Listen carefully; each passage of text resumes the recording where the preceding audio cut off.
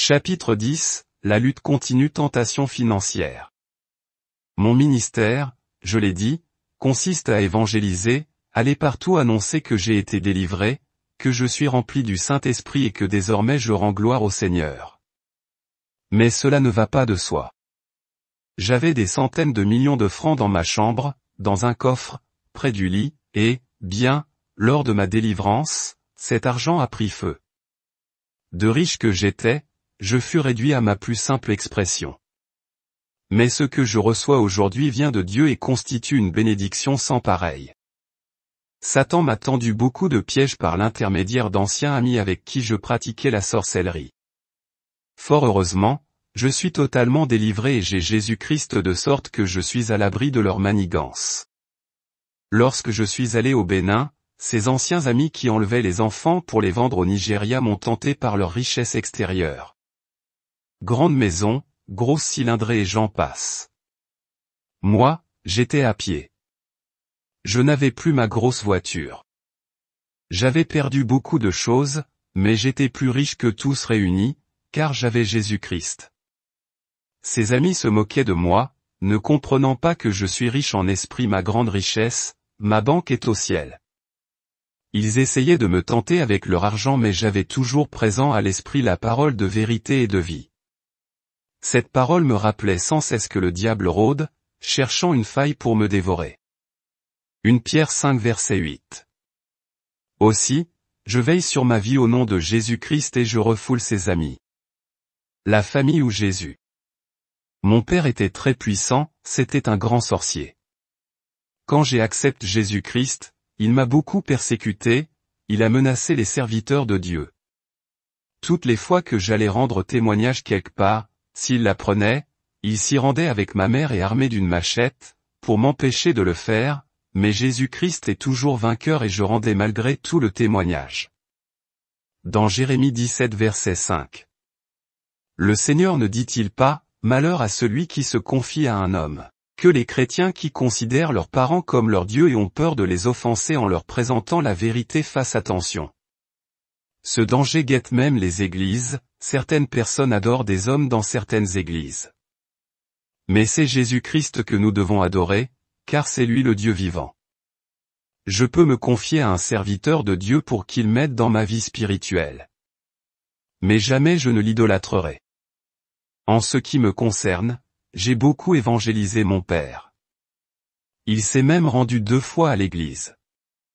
À son retour à la maison, il a eu des problèmes avec les démons. Il n'arrivait pas à dormir mais il n'a pas voulu suivre ce que je lui recommandais, à savoir s'abandonner à Jésus-Christ. Il a continué à pratiquer la sorcellerie. Aussi, une fois rentré au pays, les sorciers l'ont-ils attaqué et détruit. Il fut alors paralysé. Ma jeune sœur Béatrice et moi lui apportâmes l'évangile sur son lit de malade mais il refusa malgré notre insistance. Mon père rendit l'âme une première fois, ma mère prit du percale blanc pour le couvrir avant d'aller aviser les parents. À peine 1 heure après, ma mère découvrit mon père vivant. Il avait échangé son âme incinque avec celle de mon petit frère qui décédera quelques jours plus tard. Il avait lui aussi refusé l'évangile. Malgré cette transaction, 2 mois plus tard, Satan en finit définitivement avec mon père. Nous avons été réunis après la mort de mon père. En tant qu'aîné de la famille, les vieux sorciers et sorcières m'ont demandé un mouton. Pourquoi faire? Ai-je interrogé. Suite à la consultation, il nous a été révélé qu'on doit tuer un mouton. Récupérer son œsophage, le mettre dans le tombeau de ton père avant de faire l'enterrement, m'ont-ils répondu. Au nom de Jésus-Christ, je suis délivré de ces pratiques, ai-je rétorqué. En fait, c'est mon œsophage qu'ils voulaient ôter de façon diabolique. J'étais soutenu dans mon refus par ma sœur Béatrice. Ils se sont révoltés et m'ont lancé un défi. Moi aussi je leur ai lancé un défi au nom de Jésus-Christ bien sûr et je leur ai posé la question de savoir si l'œsophage de mouton pourrait ramener mon père à la vie. Il n'en fallait pas plus pour les mettre en boule. Malgré tout, nous avons persisté dans notre refus, ma sœur et moi. Ils ont donc acheté un mouton, ont fait leur sacrifice et ont enterré mon père, en laissant le tombeau ouvert pour d'autres pratiques diaboliques. J'ai proclamé l'échec de toutes ces pratiques au nom de Jésus-Christ. Alors un grand sorcier de ma famille me reprocha ma trop grande assurance et selon lui mon insolence depuis que j'ai quitté le rang. J'ai rétorqué que je sais en qui j'ai cru, à savoir le roi des rois, le Seigneur des seigneurs, et que j'étais couvert du sang de Jésus. Le sang de Jésus-Christ en effet, est comme la bile du caïman. Une fois qu'on en est recouvert, le sorcier ne peut pas nous manger. On devient en quelque sorte amer, d'autre part, le feu de Jésus-Christ nous environne. Vainqueur au nom de Jésus. Je vous exhorte à faire très attention, frères et sœurs, lorsqu'il y a des décès dans votre famille, surtout lorsque vous êtes l'aîné, car les sorciers se préparent en conséquence. Ils font des requêtes et si vous y accédez, vous leur donnez l'occasion de vous atteindre. Une réunion fut convoquée pour le lendemain de l'enterrement de mon père. Au cours de la nuit précédente, ma sœur et moi avions tout confié au Seigneur. Il faut en effet prier sans cesse, car notre sécurité se trouve en Jésus. En tant que fils aîné, je devais prendre sur moi de choisir la date des prochaines cérémonies, de faire des sacrifices de bœuf, de porc et de mouton pour célébrer la mort de mon père. Mais je me suis opposé à cela. Un oncle, président des jeunes de son église, a fait la remarque suivante. Nous avons été à l'église avant toi.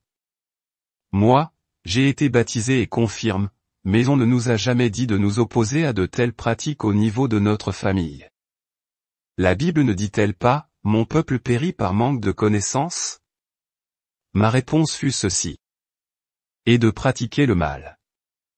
Je n'attaque aucune église mais je veux souligner le fait qu'un vrai chrétien se reconnaît par ses fruits. Menacé, je répondais par la parole de Dieu 5 jours après l'enterrement de mon père, mon petit frère de 27 ans est décédé d'une fièvre et de mal de tête. Lui aussi avait rejeté la parole de Dieu. Tous les sorciers ont prophétisé ma mort, mais je suis toujours sur pied au nom de Jésus-Christ. Satan est très rusé.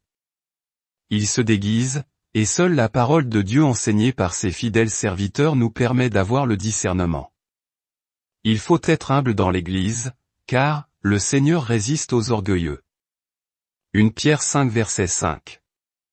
Satan n'a plus de pouvoir sur moi. Les sorciers, les démons et autres ambassadeurs de Satan me craignent comme ils craignent tous ceux qui ont donné leur vie à Jésus-Christ et qui vivent selon sa volonté. Nous avons reçu toutes les armes qu'il faut pour combattre Satan et ses démons dans cette guerre spirituelle, Éphésiens 6 versets 10 à 18. Beaucoup s'attendaient à ma mort prochaine, mais rien n'y fit car Jésus-Christ est avec moi. C'est une pratique courante des sorciers. Lorsqu'ils sentent leur mort prochaine, ils échangent leur âme contre celle d'une autre personne, de sorte que celle-ci meurt à leur place. Comme vous le savez, j'avais même vendu mes années à Mami Wata. Je devais donc mourir en 1989 et ceci à cause de la richesse matérielle. Chaque année, j'avais 5 ans en moins sur les jours que je devais passer sur terre. Eh bien, Jésus-Christ, le roi des rois, après m'avoir délivré, a rétabli toutes choses, et je vis pour lui. Accouchement difficile. Lorsque je me suis marié dans le Seigneur, mon épouse, au terme de sa grossesse, était en travail. C'était sa première grossesse. Avec sa sœur, nous nous sommes rendus au CHU de Cocody. L'accouchement était impossible et mon épouse souffrait. Je me suis alors rappelé mes anciennes pratiques, les fois où, par des incantations, je bloquais les grossesses dans le ventre des femmes. Satan voulait utiliser ce même stratagème pour m'éprouver mais au nom de Jésus-Christ, je me suis mis à prier. On m'a annoncé qu'il fallait une césarienne. Dieu est intervenu et mon épouse a accouché sans peine car les démons étaient liés et vaincus. Après l'accouchement, quel ne fut mon choc quand on m'annonça que l'enfant ne respirait plus. J'ai alors repris la guerre spirituelle, l'enfant lui placé en réanimation et tout est rentre dans l'ordre au nom de Jésus-Christ. Inspiré par le Seigneur, nous avons nommé notre premier fils Salomon, le second s'appelle Abraham, il est venu au monde sans difficulté, ceci pour nous dire que quelles que soient les attaques, le chrétien qui vit dans la prière et dans l'obéissance à la parole de Dieu a toujours la victoire sur Satan et ses démons.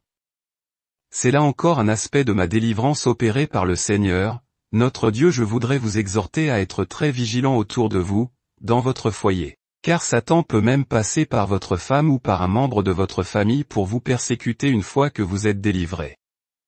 Soyons donc vigilants, veillons sur notre vie. Mon arrestation par la police judiciaire de Côte d'Ivoire suite à une croisade d'évangélisation suivie d'une veillée de prière au cours de laquelle j'ai rendu témoignage de ma conversion, la police ivoirienne, informée par les agents secrets du service de renseignement de la police judiciaire, me mit aux arrêts. Certains détails de ce témoignage les ont amenés à m'arrêter, le fait que je vendais de la drogue, que je tuais par la sorcellerie, que le sang humain était à la base de mes sacrifices. Ce sont là les raisons objectives. Mais ces raisons ne sauraient occulter les causes mystiques. En effet, cette arrestation est intervenue suite à une croisade d'évangélisation suivie d'une veillée de prière de 21h jusqu'à l'aube, sur un terrain de sport, dans une des communes d'Abidjan, qui a réuni près de 12 000 personnes. Au cours de cette veillée de prière, j'ai rendu le témoignage poignant que contient ce livre, en dévoilant les œuvres de la sorcellerie, de l'occultisme, du fétichisme que j'avais pratiqué. J'ai dit comment Satan et ses démons opèrent la nuit pour tuer les gens, pour envoûter les familles, comment les occultistes escroquent les gens afin de les rendre pauvres. J'ai dit comment je vendais la drogue pour détruire la jeunesse. Bref, j'ai mis tous les secrets des sorciers à nu. J'ai révélé comment, par la sorcellerie, j'aidais des gens à être nommés ministres, élus députés, etc. En outre, cette croisade sous forme de veillée a vu la conversion au Seigneur Jésus-Christ, d'environ 4000 personnes. Je ne puis donc m'empêcher de croire que les sorciers, occultistes, marabouts, féticheurs ou pour ne pas dire Satan dont je venais de dévoiler les secrets étaient derrière cette action de la police. Du reste, je m'attendais à cette arrestation. L'objectif de ces sorciers et compagnie était que ce témoignage soit effacé. Satan croyait que si on m'arrêtait, je prendrais peur, que je renierais Jésus pour revenir dans son camp à lui. Jamais je ne vais céder à Satan. Je vais toujours le dévoiler jusqu'au tombeau pour le salut des âmes dans le monde entier, pour que tous ceux qui vivent dans les ténèbres découvrent la lumière. L'apôtre Paul a rendu témoignage de sa vie passée. Il a été arrêté et conduit devant le roi Agrippa et le Seigneur a pris soin de son serviteur, Actes 26 versets 1 à 30, qui a remporté la victoire. Finalement, cette arrestation de l'apôtre Paul a été utile pour l'évangélisation, elle a semé la confusion dans le camp du diable. Je suis donc arrivé à la police judiciaire, accompagné d'un des pasteurs de l'église où j'ai été converti. Après m'avoir interrogé et écouté 3 de mes cassettes enregistrées au cours de la croisade, j'ai été ensuite écouté par le directeur de la police judiciaire qui nous a fait comprendre qu'ordre lui avait été donné par son chef hiérarchique, à savoir le ministre de la Sécurité, de me mettre en garde à vue afin de mener les enquêtes. Le premier jour de mon arrestation où j'étais au violon, au milieu des voleurs, criminels de haute classe que la police avait arrêtés, ceux-ci voulaient m'intimider. Mais je leur ai annoncé l'évangile et 6 parmi eux se sont donnés au Seigneur. J'ai prié pour ces 6 voleurs criminels qui ont accepté Jésus. Après 5 jours, ils ont été libérés. Leur vie a changé au dehors et aujourd'hui ils sont attachés au Seigneur. Ils n'attaquent plus les gens avec des armes car Jésus les a affranchis. Le directeur de la police judiciaire a confié l'enquête à l'un de ses officiers qui était chargé de mon dossier. Celui-ci a fait appel à plus de 15 commissaires de police qui ont écouté le témoignage sur mes 3 cassettes et cela leur a permis de tirer des conclusions. Suite à ces auditions, un commissaire de police m'a traité de fou. Il a demandé qu'on me conduise chez des psychiatres. Je ne suis pas fou, leur ai-je répondu, ce que je dis n'est rien d'autre que la réalité. Les choses dont je parle, je les ai moi-même vécues. C'est Jésus qui m'a saisi et qui m'a amené à tout abandonner pour le suivre, sans quoi, tout commissaire de police que vous soyez, j'allais probablement vous exterminer par ma sorcellerie. Jésus est le seul qui puisse délivrer et transformer un sorcier, féticheur, occultiste. Au vu de toutes ces réponses à leur égard, ils m'ont accompagné chez les médecins dans un institut de santé. Ils avaient l'intention de me conduire dans un centre de troubles mentaux afin que j'y suive des soins. Mais cette consultation n'a rien donné, du moins pour ceux qui ont demandé cet examen. En ce qui me concerne, par la grâce de Dieu, elle a été l'occasion pour moi de prêcher l'Évangile aux médecins. Les médecins du centre m'ont donc examiné en me posant moult questions et en me suggérant des réponses pour voir si réellement j'avais la folie. J'ai répondu à toutes leurs questions. Ils n'ont rien décelé qui prouve que j'aurais un début de dérèglement mental.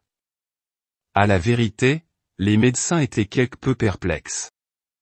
Il a fallu qu'un des leurs, une femme, leur révèle que souvent il y a des gens qui rendent témoignage de leur vie passée et disent comment Jésus les a sauvés, ce qui permet à d'autres qui ne connaissent pas Christ de se donner à lui.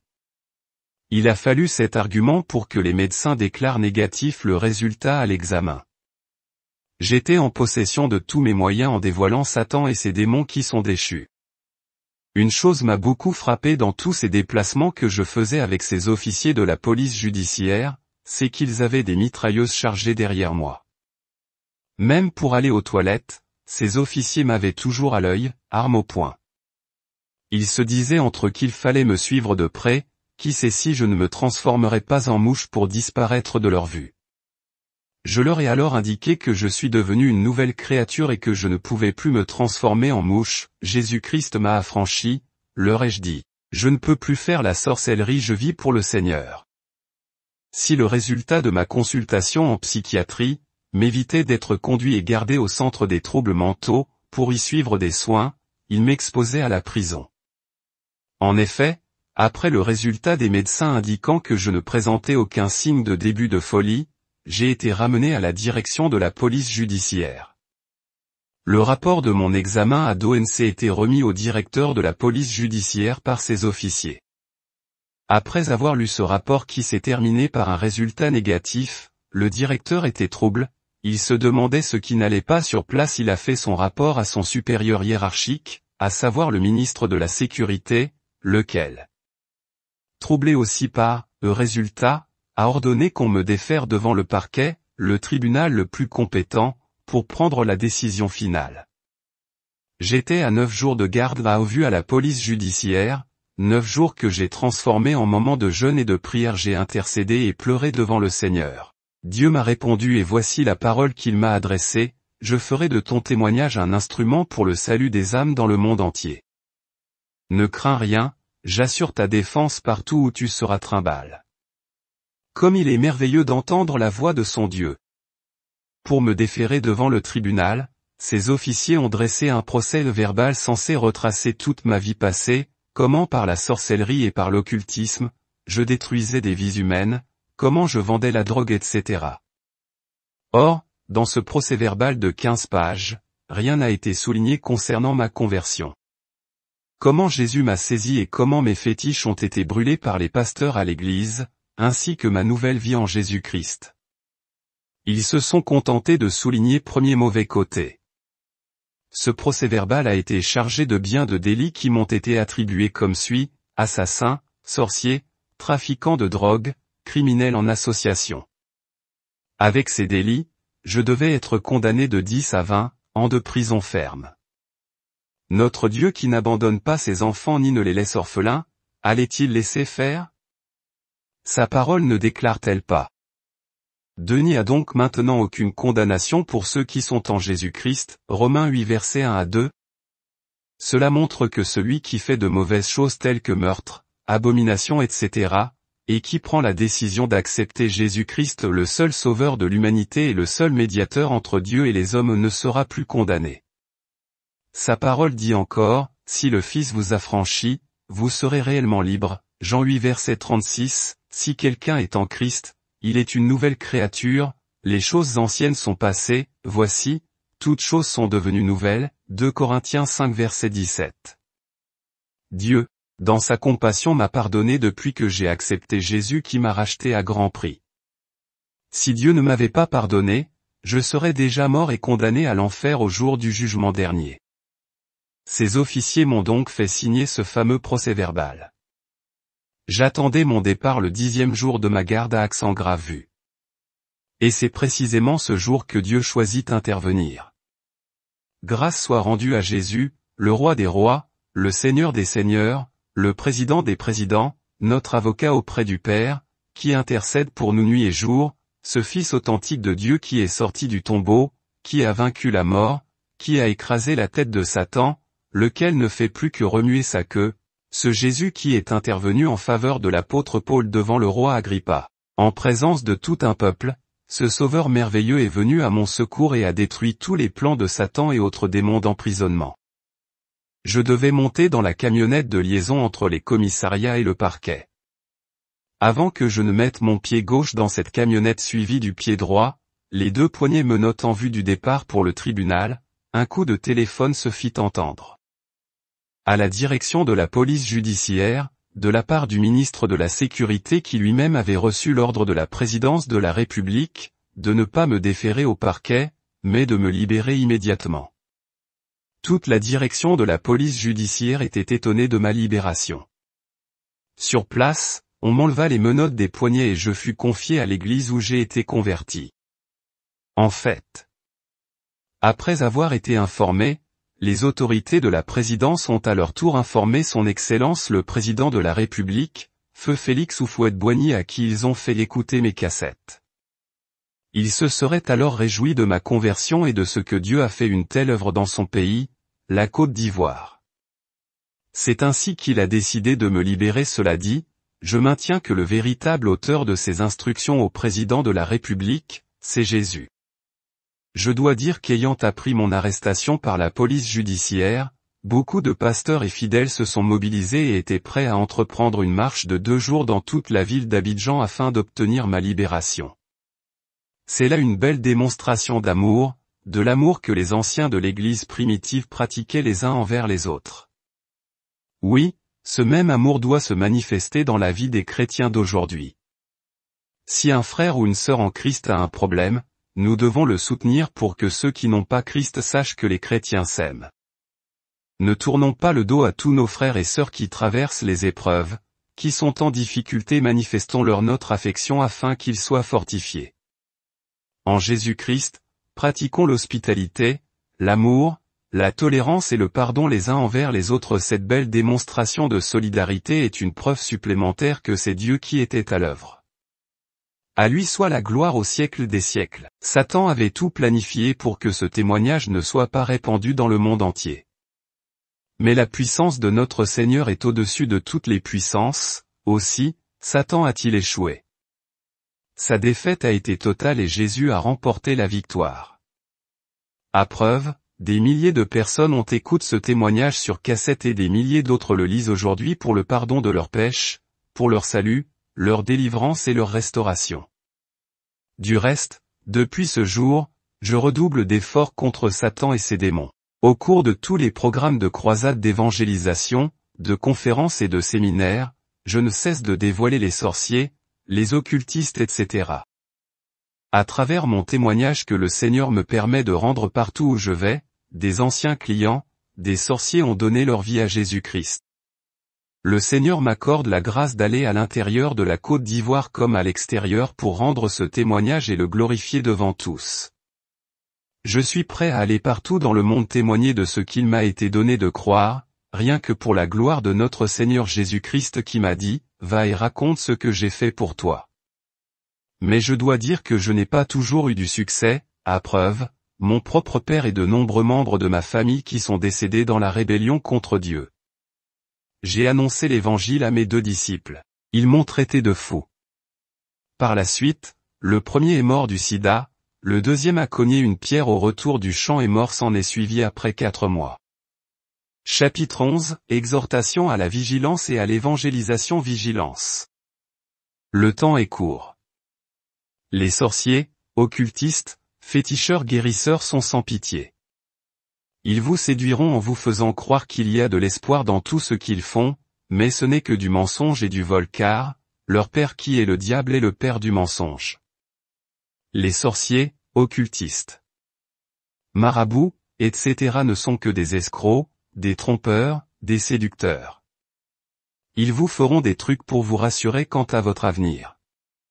Ces trucs marcheront au début, de sorte que vous aurez tout à votre disposition, argent, voiture, maison, mais par la suite, vous aurez problème sur problème, jusqu'à ce que vous soyez réduit à néant.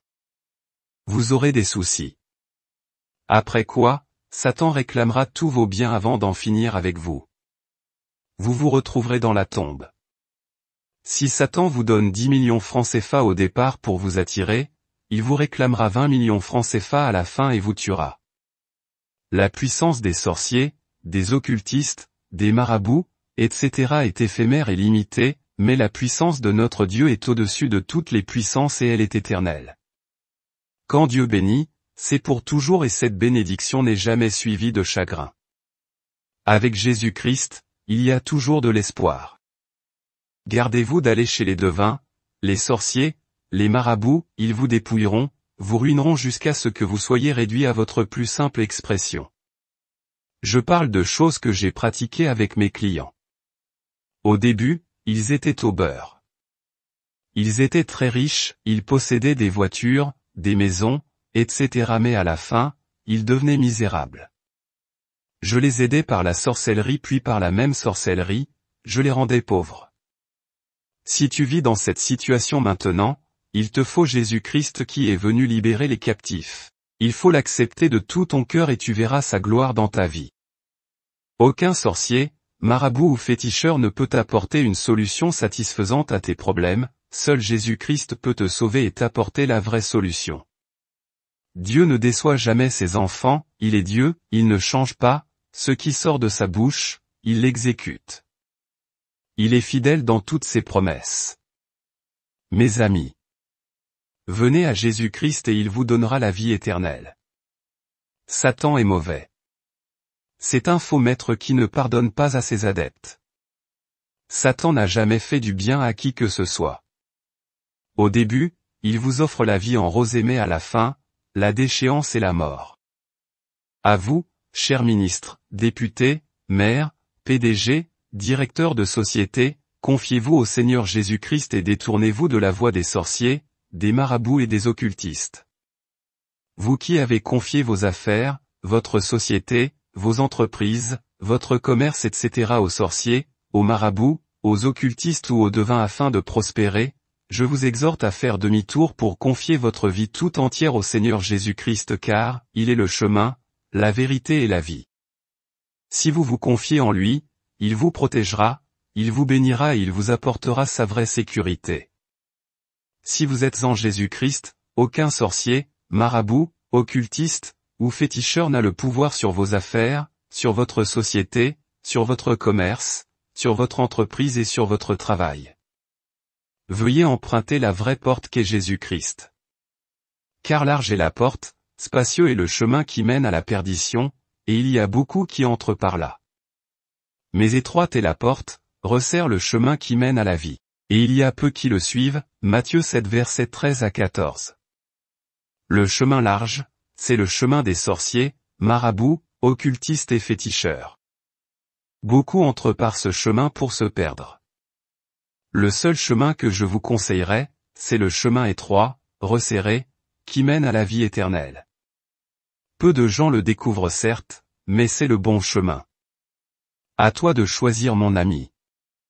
Veux-tu collaborer avec Satan, alors qu'en fin de compte, il va te détruire, ou avec Jésus de Nazareth qui sauve, qui délivre, qui restaure et qui a vaincu les sorciers, les marabouts, les occultistes, les féticheurs et les a livrés en spectacle neuf. Jésus est le meilleur chemin, et c'est pourquoi moi Ménianou bienvenue, ancien sorcier, féticheur, occultiste, j'ai décidé de le prendre et de le suivre depuis le 26 décembre 1987 et cela pour le restant de ma vie.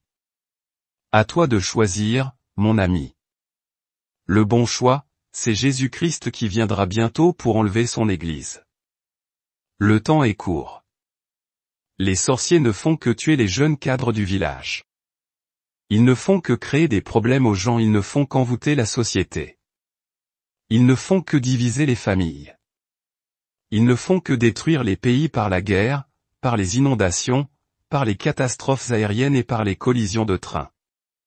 Le sorcier est bien conscient qu'il fait le mal et qu'il rendra compte à Dieu au dernier jugement. Avec Dieu, c'est la vraie paix et cette paix n'est pas donnée comme celle de Satan qui tue. De nombreuses associations et églises dans le monde entier ont des pratiques contraires à la Bible. En effet, la parole de Dieu déclare, les vrais adorateurs, adorent Dieu en esprit et en vérité.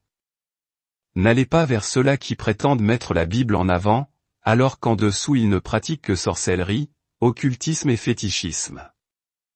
Ne vous laissez pas abuser. Satan est déchaîné contre l'humanité. Il s'investit dans les hommes et les femmes afin de les utiliser pour séduire le monde entier et détruire des vies humaines. Certaines églises, comme nous l'avons vu, vendent des bougies. Ces églises savent de quoi je parle. Certains des leaders qui se font appeler prophètes, évangélistes, visionnaires, devanciers etc. sont en contact avec Mami Wata, la sirène des mers. Ces églises vendent le même paquet de bougies à 1000 fidèles dans l'église, rien que pour s'enrichir. Si un fidèle vient avec un paquet de bougies, on le garde et si un autre vient, après consultation, le visionnaire lui dit, il te faut un paquet de bougies, mais nous en avons ici. Et c'est ainsi que ces gens utilisent le nom de Jésus-Christ pour faire le commerce. C'est terrible. Il faut que vous abandonniez tout cela pour adorer le Seigneur car celui que vous adorez n'est pas le vrai. Ce n'est pas celui qui est ressuscité le 3e jour. Vous faites des visions pour dire aux gens que vous faites le couvent. Mais, comme vous le savez, il y a des couvents dans la sorcellerie, dans le fétichisme. Une femme mariée se rend dans une de vos églises et y passe 7 jours. On l'y en voûte avec l'esprit de Mami Wata et par celui de la sorcellerie et on en profite pour commettre l'adultère avec elle. Je parle en connaissance de cause, vous veniez me voir à Abobogar. Après la consultation, je vous donnais un surcroît de puissance que vous alliez utiliser dans votre soi-disant église. Eh bien, il vous faut Jésus-Christ, celui qui est sorti du tombeau. Il faut abandonner vos histoires de vision, car votre vie est en danger. Je dénonce ces choses, parce qu'elles sont graves et abominables, je les ai pratiquées tout comme eux. Je dévoile ainsi Satan et ses complices. Satan ne m'a que trop manipulé, il m'a trop utilisé. Il m'appartient de dire tous les secrets afin de délivrer ce qui peut l'être. Sachez-le, chers prophètes, évangélistes, visionnaires, devanciers, et que sais-je encore, votre vie est en danger, vous êtes là pour tromper et trahir le peuple. Eh bien, Dieu vous demandera des comptes. Exhortation à l'évangélisation. Quant à vous qui avez accepté Jésus-Christ, achetez des cassettes, des livres de témoignages, et offrez-les à des cadres, des personnalités qui souffrent aujourd'hui sous l'emprise des démons, qui n'ont pas, malgré leur position, la paix du cœur. Évangélisez aussi à l'aide de ces supports, cassettes, livres. Le Seigneur qui est le même hier, aujourd'hui et éternellement, peut opérer des miracles dans leur vie et les libérer de l'emprise des démons. Satan n'a aucun pouvoir sur un enfant de Dieu délivré. Je prends exemple sur la vie de l'apôtre Paul, du temps où il s'appelait Saul. Il persécutait les chrétiens. Lorsque Jésus-Christ le rencontra, il fut libéré de ses péchés et devint un homme doux, un homme humble qui allait partout prêcher la bonne nouvelle. Ceci doit être notre mission. J'ai été spirituellement enrichi et, poussé par le Saint-Esprit, j'annonce la parole. Et cela touche des cœurs. Dieu est merveilleux. La grâce que j'ai reçue, je dois aussi la partager gratuitement afin que les âmes soient sauvées et guéries, que les cœurs brisés soient consolés. J'ai l'assurance de mon salut, car je suis caché en Jésus-Christ. Chrétiens, saisissez cette grâce. Le Seigneur a dit dans sa parole, dans les psaumes, que 1000 tombent à ton côté, 10 000 à ta droite, tu ne seras jamais atteint. De tes yeux tu verras la rétribution des méchants. Les puissances des ténèbres ont beau se dresser contre vous, aucune de leurs flèches ne vous atteindra, car vous savez en qui vous avez cru.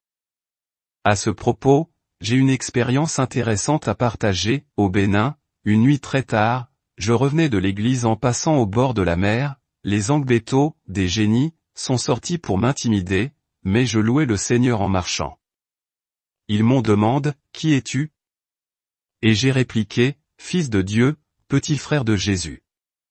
Quand ils ont commencé à se dédoubler, je me suis rappelé leur secret, car j'avais opéré aussi dans ce domaine où j'avais même reçu une initiation. J'ai donc dit, au nom de Jésus, laissez-moi passer. Alors ils ont demandé mon nom en tant que croyant et ont réclamé le nom qui m'avait été attribué quand j'appartenais aux Angbeto. Je n'ai pas d'autre nom que celui que Jésus-Christ m'a donné, et je dis. Non pas qu'un nom ne m'ait pas été attribué à l'époque mais tout simplement parce que c'était un piège de l'ennemi tendant à me faire retourner à ce que j'avais vomi. En d'autres termes, leur livrer ce nom ouvrirait la porte à Satan. La parole de Dieu dit bien ceci, si quelqu'un est en Christ, il est une nouvelle créature, les choses anciennes sont passées, voici, toutes choses sont devenues nouvelles. 2 Corinthiens 5 verset 17. Soudain un calme s'est installé et j'ai continué ma route. En fait, celui qui n'a pas Jésus-Christ, à leur vue, prend peur et se fait tuer.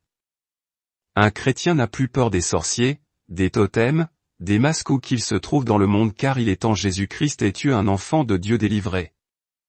Alors tu n'as aucun problème, tout comme moi. Alléluia.